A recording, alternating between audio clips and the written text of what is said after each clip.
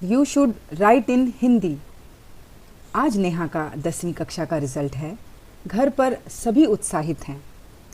अरे नेहा, पास तो हो जाएगी ना, नाक तो नहीं कटाएगी? छेड़ते हुए भैया बोले। सुबह सुबह मेरी टांग क्यों खींच रहे हो भैया? अरे रात भर से सोई नहीं है, रिजल्ट की टेंशन में, और अब तू इसके पीछे लग गया। रसोई घर से माँ बोली। उधर पिताजी ऑफिस के लिए निकल रहे थे। भाई जैसे ही रिजल्ट आए मुझे फ़ोन पे बता देना, आते हुए नथुराम के पेड़े ले आऊँगा। नेहा को बहुत पसंद है ना। नेहा दिल्ली के मध्यम वर्गीय परिवार की एक सामान्य लड़की थी। पास ही के सरकारी स्कूल में हिंदी मीडियम में पढ़ती थी।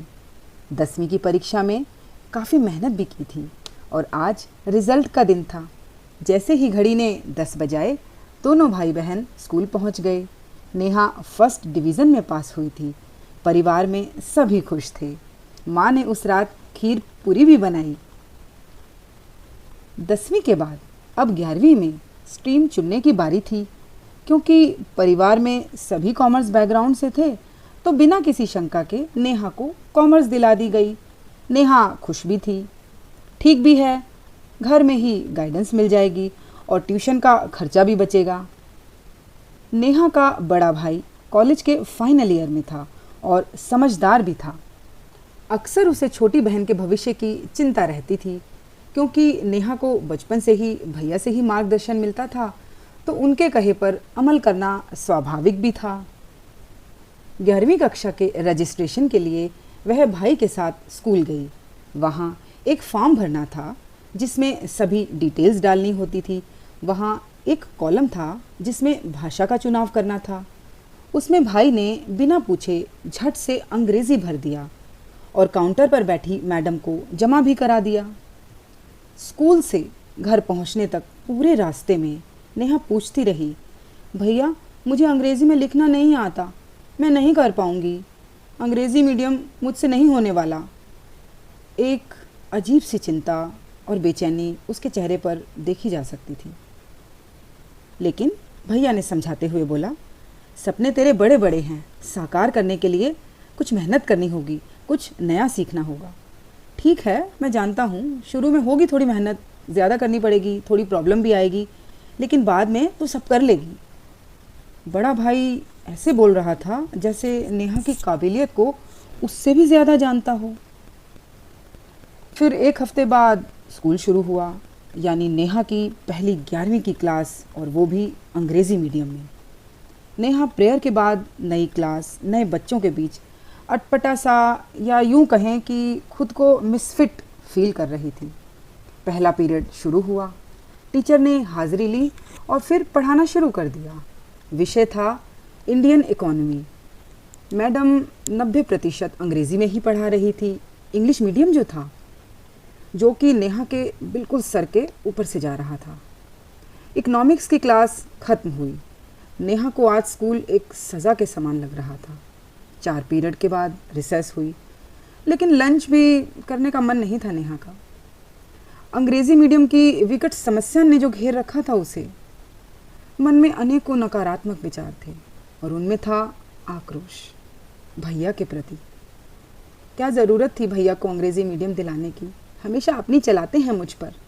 मुझसे नहीं होने वाली पढ़ाई अंग्रेज़ी मीडियम में, और दिलाना ही था तो शुरुआत में दिलाते ना। ये क्या मतलब है 11वीं में दिलाने का? नेहा मन ही मन बुदबुदा रही थी और काफ़ी मायूस भी थी। इसलिए लंच भी रह गया। लंच ओवर हुआ और 5वां पीरियड लगा, लेकिन सभी विचार ज्यों के त्यों उसके दिमाग में अभी भी घूम रहे थे। बस अनमने मन से बाकी स्कूल अटेंड किया, घर पहुंची और बस मुँह सा बनाकर बैठी रही, जैसे किसी ने ठग लिया हो उसे। माँ ने खाना दिया और पूछा, कैसा गया स्कूल में पहला दिन बेटा? सिर हिलाकर नेहा बोली, ठीक था माँ। नेहा ने माँ के आगे अपना कोई विचार प्रकट नहीं किया, कोई रोना नहीं रोया। बड़े भाई ने जो फैसला किया था उसे बदलने की हिम्मत नहीं थी नेहा में। आखिर बचपन से ही तो भाई से पढ़ती आई थी। कुछ दिन बाद स्कूल में इकोनॉमिक्स के पहले चैप्टर का टेस्ट था। टेस्ट हुआ। नेहा ने भी 11वीं क्लास का पहला क्लास टेस्ट दिया। चेक होकर कॉपी भी मिल गई, जिसे खोलकर नेहा ने देखा तो मैडम ने कुछ रिमार्क्स लिखे थे जिन्हें पढ़कर नेहा का दिल बैठ गया। उसका मन रो रहा था, लेकिन किसी को पता नहीं चलने दिया कॉपी में मैडम ने आखिर लिखा क्या है। स्कूल के बाद वह घर पहुंची। आज भैया की कॉलेज की छुट्टी थी, इसलिए वो घर पर ही थे। घर पहुंचकर उदास चेहरे के साथ नेहा ने लंच किया। भैया उसे काफ़ी देर से देख रहे थे। उसके बाद भैया ने पूछ ही लिया, क्या बात है भाई, इतना मुंह क्यों बना हुआ है? स्कूल में हुआ है क्या कुछ? इतना पूछना भर था कि नेहा ने टेस्ट कॉपी भैया के हाथ में थमा दी। अब तो जैसे नेहा के आंसुओं का सैलाब उमड़ गया था।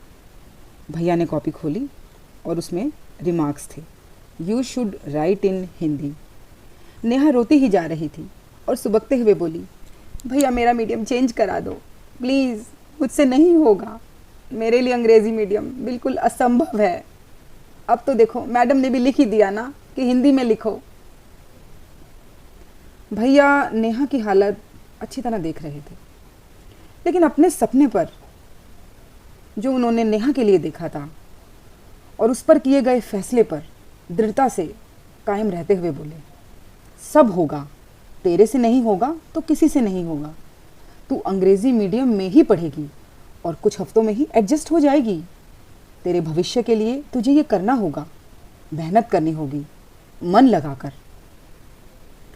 बस ये सब सुनकर नेहा भली भांति समझ गई थी अब कोई सुनवाई नहीं होने वाली इस विषय पर, और बस अपने आप को समझा लिया था कि भाई करना तो उसे अंग्रेज़ी मीडियम ही पड़ेगा, कुछ भी नहीं हो सकता था।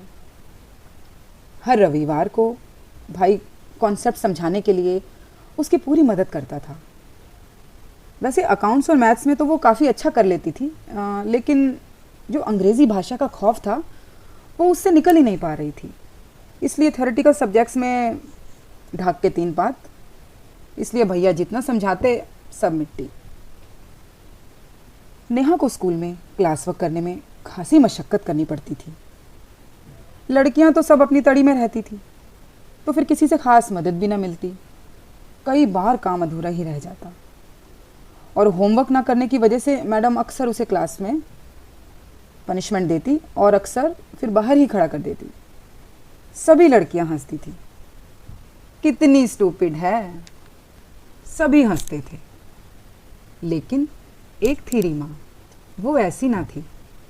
हाल ही में वह लखनऊ से दिल्ली शिफ्ट हुई थी। उसके पिता आर्मी में थे। अंग्रेज़ी में बहुत तेज़ थी वो, लेकिन और लड़कियों जैसी बिल्कुल नहीं थी। शायद वो मुझे समझती थी। क्लास का सीटिंग अरेंजमेंट रोटेशन से होता था। एक दिन ऐसा आ ही गया जब नेहा और रीमा एक ही बेंच पर बैठे थे। रीमा स्वभाव से साहसी थी। नेहा अकाउंट्स और मैथ्स में काफ़ी अच्छी हो गई थी, जबकि रीमा थ्योरेटिकल सब्जेक्ट्स में अच्छा कर रही थी। भैया के सिखाए फॉर्मूलाज और इजी मेथड से नेहा ने रीमा की काफ़ी मदद की। अकाउंट्स और मैथ्स में उसकी रुचि भी बढ़ने लगी थी और रीमा ने भी थ्योरेटिकल सब्जेक्ट्स में नेहा को कुछ बहुत अच्छे टिप्स दिए जो उसके काफ़ी काम आ रहे थे। कई बार ऐसा लगता था कि नेहा और रीमा मानो एक दूसरे के पूरक हों। कुछ ही दिनों में नेहा की कॉमर्स में रुचि बढ़ने लगी थी। अब रात को खाने के बाद ही वह किताबें लेकर अपने कमरे में जाकर बैठ जाती थी। साथ में रखती थी अंग्रेज़ी हिंदी की डिक्शनरी, ताकि कोई भी अंग्रेज़ी का कठिन शब्द उसकी बढ़ती गति को रोक ना सके। अब नेहा का पढ़ाई में मन लगने लगा था। अंग्रेज़ी भाषा समझनी एवं लिखनी भी आने लगी थी। शायद ये असर उन घंटों का प्रयास था जिनमें उम्र से अधिक मेहनत कर डाली थी नेहा ने। फिर मार्च का महीना आया और 11वीं कक्षा की परीक्षाएं हुई। 2 सप्ताह के बाद रिजल्ट भी आ गया। नेहा के मार्क्स भी अच्छे आ गए थे। सभी बहुत खुश थे। भैया ने भी खूब शाबाशी दी और फिर गर्व से बोले, पगली देखा ना, मुझे पता था तू कर ही लेगी और तू ही कर सकती है। नेहा की आंखों में कृतज्ञता थी भैया के प्रति और आंखें खुशी के आंसुओं से डबडबा रही थी। अगले वर्ष उसने और मेहनत करी और 12वीं कक्षा में अव्वल आई। पूरा परिवार एक नवीन ऊर्जा से भरा था। ये सब नेहा के अथक प्रयासों का परिणाम था। अब तो नेहा के सपनों को जैसे पर लग गए थे। उसका आत्मविश्वास देखने से ही बनता था। नेहा ने ग्रेजुएशन की और उसके बाद एमबीए भी कर ली। एक बहुत अच्छी कंपनी में नौकरी भी लग गई। अब वह जिस मुकाम पे पहुंच गई थी, परिवार का गौरव बढ़ा रही थी। नेहा अपने सफ़र के बारे में सोचकर रोमांचित एवं गौरवान्वित महसूस करती थी। लेकिन जब भी अतीत के धरातल में झांकती थी तो कॉपी का वह पन्ना याद आता था जिसमें मैडम ने लिखा था, यू शुड राइट इन हिंदी। और फिर वो सोचती थी कि अगर मैं उस दिन उस एक वाक्य से हार जाती तो क्या मैं आज इस मुकाम तक पहुंच पाती। धन्यवाद। दोस्तों, अगर नेहा की कहानी आपको जीवन में आगे बढ़ने के लिए प्रेरित करती है तो लाइक, शेयर एंड सब्सक्राइब करना ना भूलें और कमेंट सेक्शन में बताएं कि ये कहानी आपको कैसी लगी। Thank you.